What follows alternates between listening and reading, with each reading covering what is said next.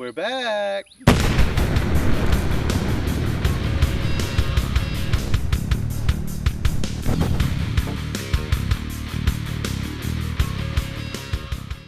So welcome to the Gunner's Ball, episode whatever it is, season whatever it is. And I'm Glenn, your humble host, who knows some stuff about guns, but not a whole lot, so I just kind of get by and bullshit the rest of the way.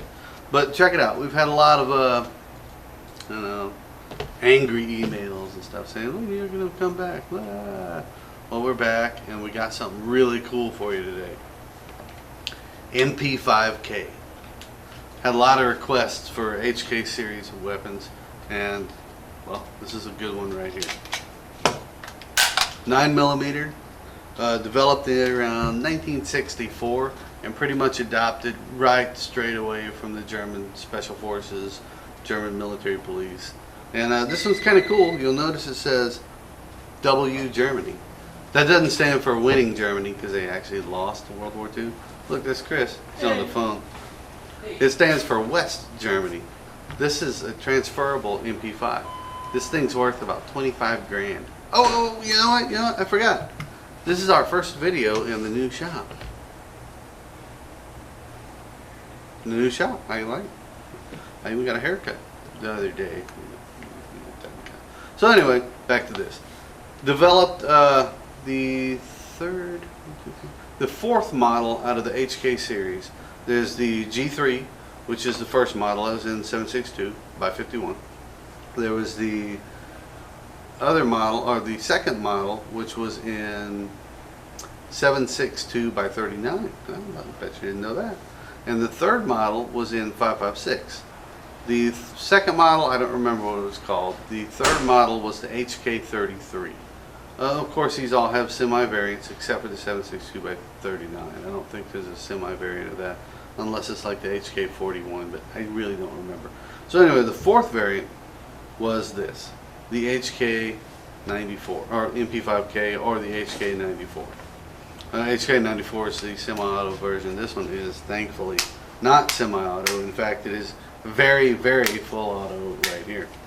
An interesting note, which I brought up on the shooting video, or will bring up on the shooting video, depending on how we edit this, is that this has a burst pack in it. That's cool. Now here's the deal. A lot of times you'll see HKs and stuff, or MP5 clones or whatever, and people will be like, that's not a real MP5. And you know what? They'll be right. It's not. The easy way you can tell, they won't have this. That's right. This one's got the little pin there that it pivots on.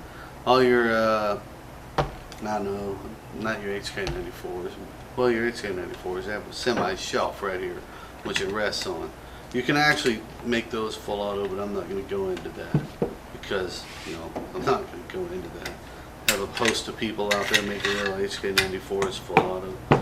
So anyway, this is the main components of it right here. You got the receiver. Ooh. See, it has a little charging handle. It's so cute. Comes back about 3 inches total. It has paddle mag release, which is awesome. When you have that, you never really mess with this button mag release. It's no fun. The sights are the only thing I really don't care for in the HK too much. Front sight's great. You got this big circle. You can eyeball it and just put whatever in the circle and you're pretty good to go. But the rear sight, I don't care for too much. You have to have a special tool to adjust it. And, I'm not a fan. Alright, so, you know what? I'm being remiss. Let's go over this. How it operates. I should tell you a little bit about that. Now, I have this.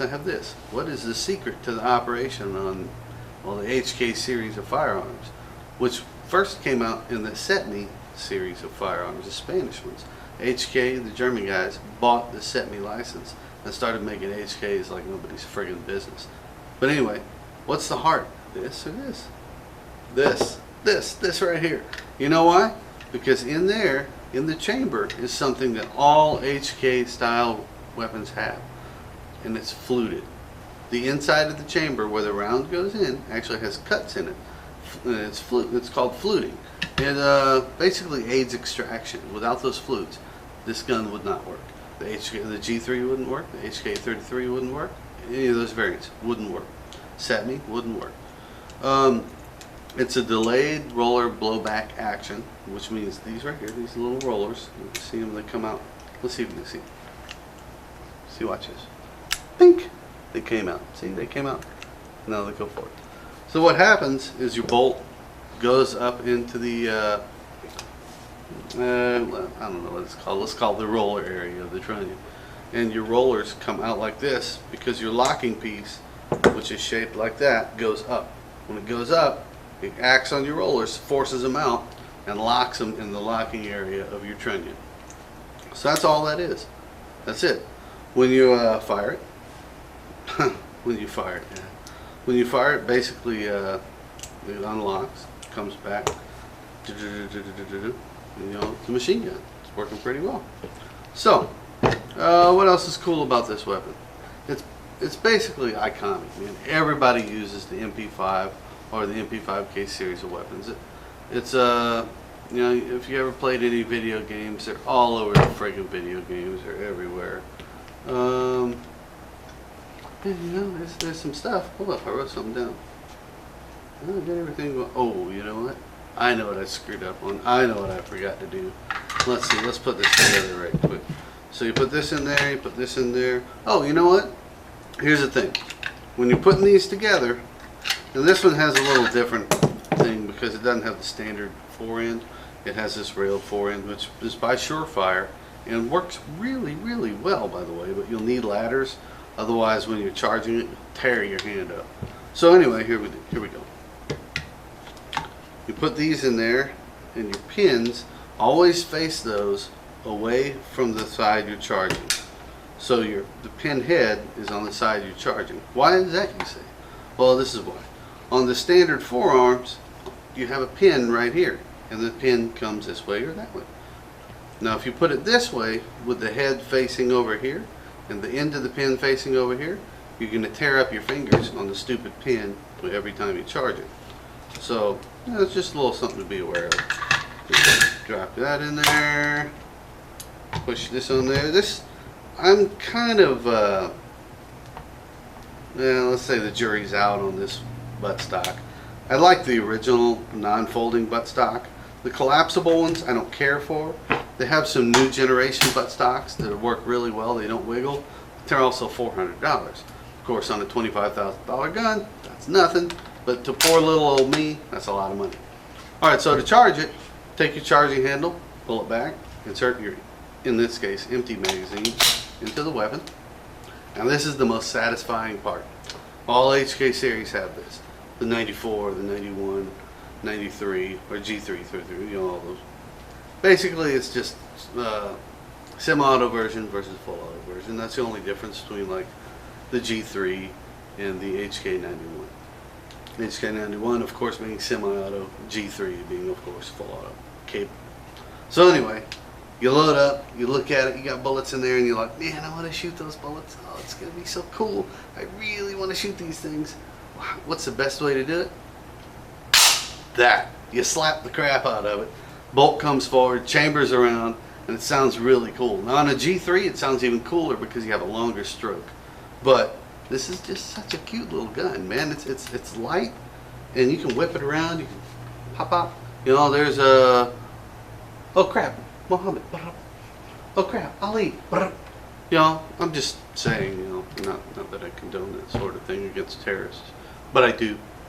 So, you know, these have been responsible for a lot of terrorist deaths. Yeah. You know, I'm trying to get back in the swing of things. Lighten up, guys. Lighten up. It's been a while. What else? Oh, this one has 3 lug suppressor. What would it be called? 3 lug suppressor mount. Which basically there's 3 lugs. One here, one here. You can't see one here. Put your suppressor on it, go click, and it's on there. It's a HK kind of quick release thing. It works really well from what I understand. I've never messed with the 3 lug mount with a suppressor, so I don't know, but from what I understand, just like everything HK does, with the possible exception of the G36, it's pretty awesome. Yeah, so that's it, man. This is a really cool gun, a lot of fun to shoot, a lot of fun to work on, really. And here in a second, you'll be able to see us shoot it. And you'll go, man, I want to shoot it too. Wait. Alright kids, so today, MP5K. This little thing's fun. Came into the shop, changed the barrel out, put on a 3-lug barrel because, you know, you need a 3-lug barrel for an MP5. But these things shoot real good. The only real problem they have ever had is the magazines. This is not an HK magazine, so I don't think it'll screw up, but we'll find out here in a minute. Oh, I like this. This is the best part, loading it. Yeah.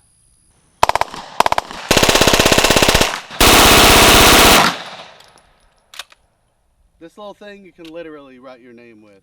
It is so controllable. There's a reason everybody, FBI, everybody uses these things. They're just awesome. These are a great little gun. And we're going to have a lot more fun with it. One thing is cool about this particular gun, besides the fact I'm wearing my HK hat, yeah, some HK love, you'll notice this has 4 selections on it on the selector. One of them is burst. I've never actually shot an HK with burst on it before, so I don't know if it resets back to 3 or what. So we'll both learn a little something here. Let's see what happens.